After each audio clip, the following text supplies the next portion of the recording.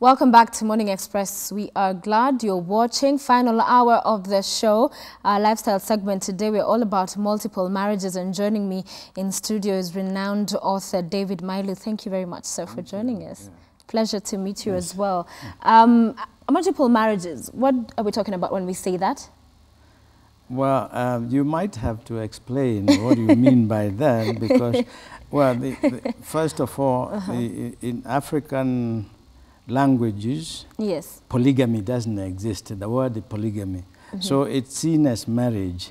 Yeah. So when you talk about multiple marriages, that takes place in so many other countries, even in Europe, elsewhere. Exactly. Yes.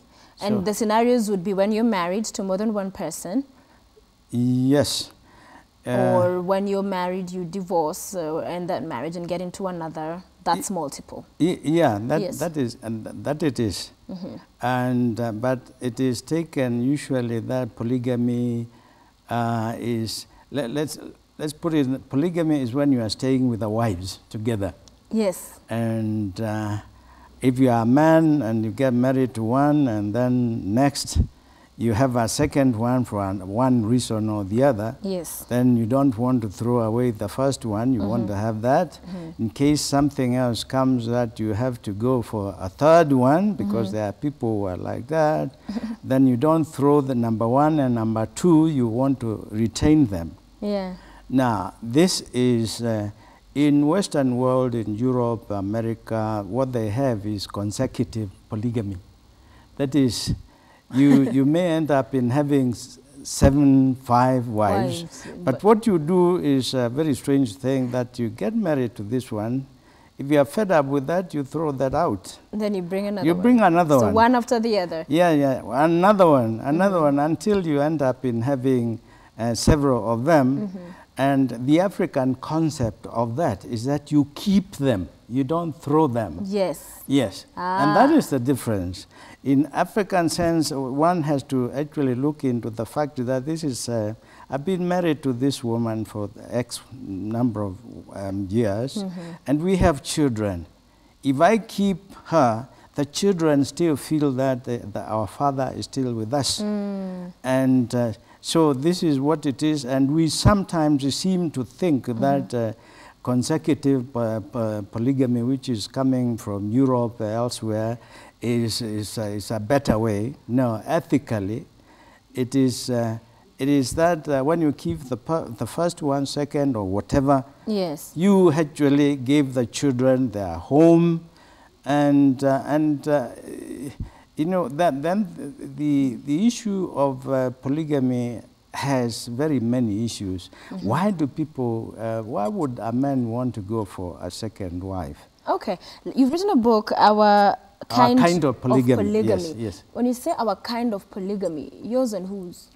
Now, I was just looking at it from the African perspective, yeah, because I'm an African, yes, I'm a black man, and there has been a lot of talks about polygamy.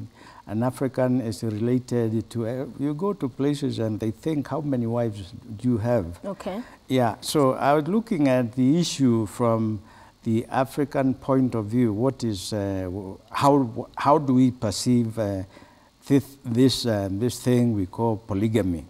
Yeah, that's why I had that. Okay. Yeah. So for the African, our kind of, so what is our kind of polygamy? Our kind of polygamy, the African. The African polygamy is, you know, polygamy is a form of marriage. First of all, I have just said that the word doesn't exist.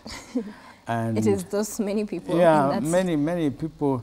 But, you know, polygamy is, many people do not know how, it's very complex. For example, in traditional society, if I get married to my first wife, and she hasn't got, we somehow fail to have a child. And a child in traditional Africa was very important. So what we do, because there are no children, there are no free children to go and get one or adopt one. Yeah. The most important thing is actually to adopt a mother. In most cases, if it may be much better if I get somebody who has already a child, I go ahead and have that. Now, if she comes and gives the family the child, then this is a support to the family. Okay. Instead of saying the first one, you didn't give me the child, you know, get away. Yeah, and in talking about our kind of polygamy, it also indicates there are other kinds. And of course, would it be then that one of the other kinds is the one you talked about for the Europeans, where it's the consecutive? That is the one I said, consecutive polygamy. Yes. And which I don't want actually to rate and say which one is, but one is much better. You said the African one is superior. No, well, I would say that ethically, in the sense that you have been living with that wife for X number of years, traditionally what happened was not, you didn't throw her out. But why not let her go, and perhaps she'll get somebody else who will have all his attention on her, instead of keeping her there, and you'll only see her once a month, and then you now have this other woman, and then another one. Why not let her go? Now, perhaps she'll get lucky. What about the children? Yeah, they will be with this other father. Which father? She may not. She may not get another. But she may. Well, this is one problem. So, okay, fine. Yes. Number two, yeah, you have children is one of them. Right. Having a child, there is the sexual part of it. People take for granted that when you get married and you become sexually compatible. That may not be the case. Either one of them may be higher than the other one, and if the man is, of course, he would go for a second wife. But let me come back to the beginning. Yes. What we call polygamy is you are trying to solve a problem. The problem is with the first marriage. And so you have to look in one way or the other, and traditionally go to so many places. It was actually the first wife who would, you sit together and say, okay, fine, this is the situation, and what do we do about that? Some of the first wives have been the ones to say, why don't you do this? You get married. Recommend. Yeah, go get another lady to help me. Yeah, to help us. Us. Yes, us. If things are changing in traditional society, where people were, some of them were taking care of cows, going places, and then. But modern day Kenya, it's tricky, sir. It has become very complicated, because every other day, and you'll find even on radio stations, people are talking about relationships. Very many people are looking for love, looking for that partner. And now it is rare. Do you think that conversation can happen in modern day Kenya, where a wife and a husband will sit and discuss and say, you know what, get another woman to help us? Okay. No. It may not be as easy as that, because there are other complications. But when it comes to the issue of divorce, the marriage is threatened so much. Right. And to do this, what they do, the modern ones, is to have one there. I have my wife. And then behind the scene, I have another one there who is called a lover. Mpango Akando. I can have one or two children with her, if it's one, and those children are seen as bastards. This is a terrible thing. Yes. And think about those children. They grow up, they know that they have a father somewhere. That father doesn't recognize her. If it's a daughter, doesn't recognize her. If it's a son, my father is there. What about that woman also behind there, who is treated as second class or something? There is one in the front there who has the certificate.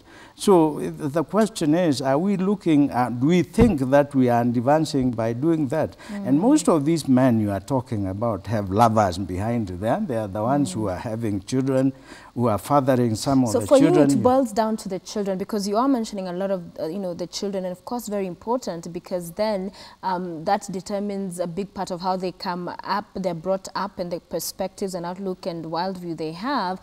But now when we see people not, especially the men, they'll decide to have that mpango ya kando. What would your advice be to the young men who maybe what they have is not working, and for some they're not willing to put in the work with their spouses to, if it's counseling or whatever, to work out their issues and live happily ever after?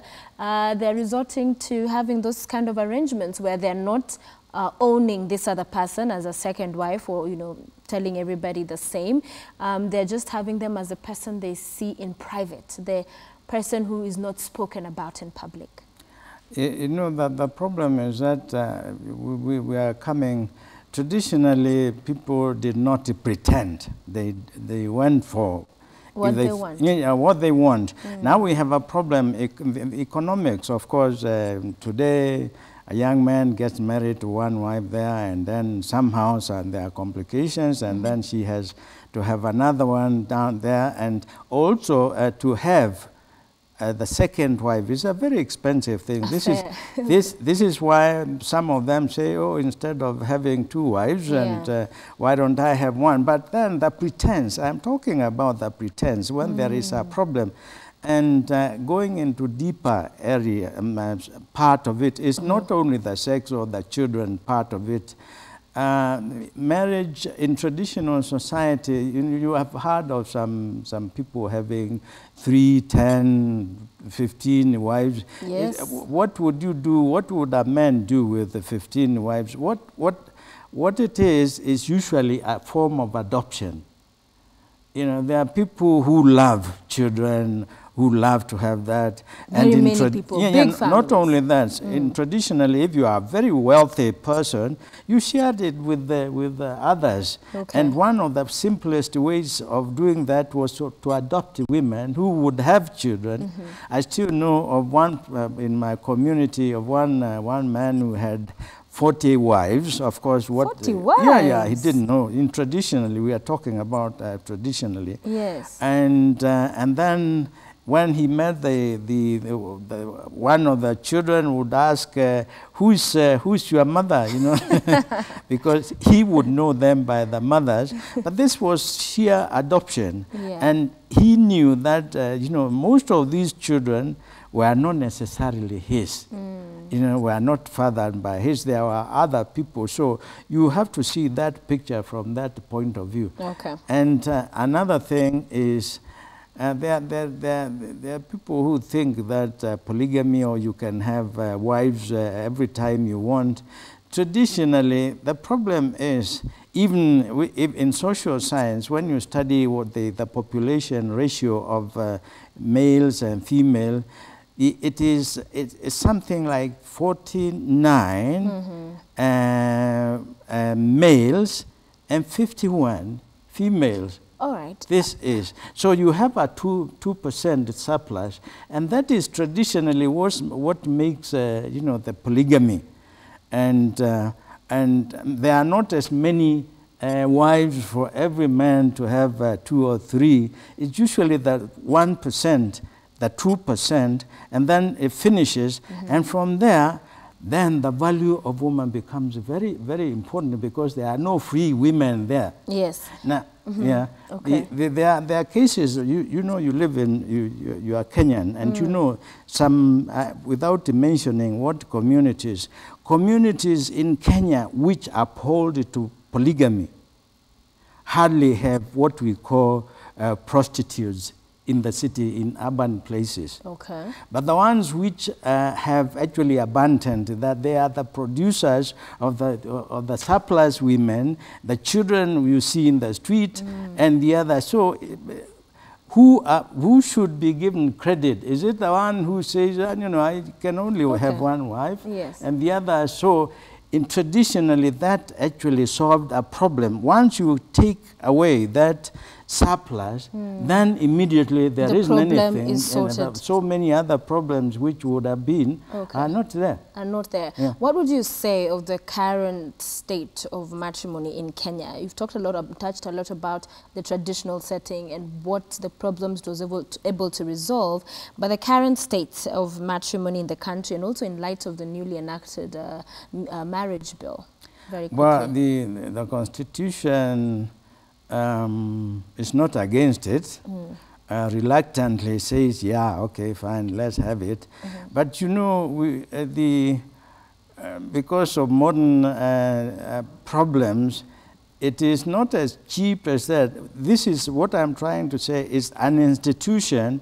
Marriage is an institution, and you cannot take away the government away from that, because this is something which has to be given support in one way or the other. What are we doing about actually that single woman there, and we are having so many of them with children out of wedlocks. Yes. But anyway, there are, of course, the group, there is a group which can always afford to have one or two or how many,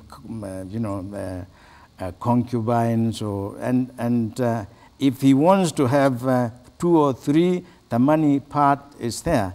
What about the young one who cannot? Yeah, most people cannot afford that. Cannot afford that. Yeah. But what my own way of looking at it is, either you stick very much to the single one, or if you have to have another one, then it's be open. Because it is to your credit for people to know that there's another person. I have so and so. This is my wife, but we are having so many pretenders who, in the front, and most of them members of parliament. I'm sorry to mention that last time there was the problem with President Kibaki, and that the world is saying he has 2 wives and comes out and says, "I have one wife." What is the head of state telling actually the world? And I have a lot of respect for people like Diba, who comes out and say, I have 3 wives. Yes, whatever he does with the 3 wives, that is not my business to know. Or Zuma, who comes up and says that these are the real people who say, I want to do this. The pretense is the problem. The pretense is the problem. Pretense so is your the problem. message to the young people and to the men, not even just young, every man right now is stop pretending. If there's somebody else, let everybody know. Yeah, that is very good. The children would know, you have relatives who would know, friends will know. They know that, and you walk upright. The biggest part always will be for the women.